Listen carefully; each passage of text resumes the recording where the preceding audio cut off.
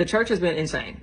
Absolutely insane. I don't even have to say it. We've seen 15,000 TikToks at this point about everything that's happening in the church. What I'm here to say is guard your heart from hopelessness.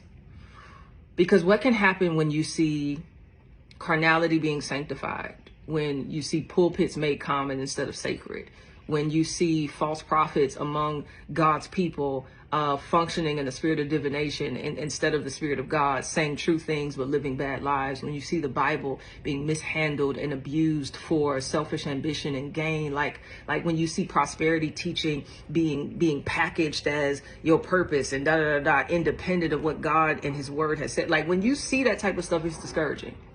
You start to wonder if righteousness is real. If holiness is possible, if faithfulness is even a thing anymore. And so you start to doubt subtly in very small ways God and his word. And that's when the enemy sneaks in, and that's when he starts to get access to you, where you start to move in the same way they do because you laid aside your hope. You get what I'm saying? Like, so guard your heart from that, like, because either the grave is empty or it isn't. Like the Bible warned us about this stuff. They said it will always be wheat among tares. That there will be false teachers among us. That there will be wolves in sheep's clothing. That there will be people who have a form of godliness but deny its power. They told us that, but you know what they also told us?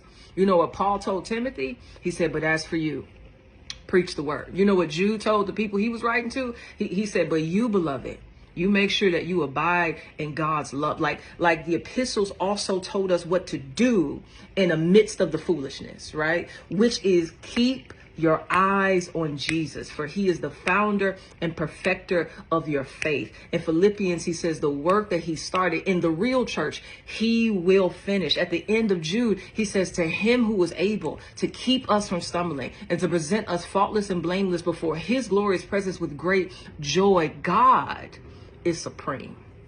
Jesus is king and he is Lord. And trust me, he will not be mocked.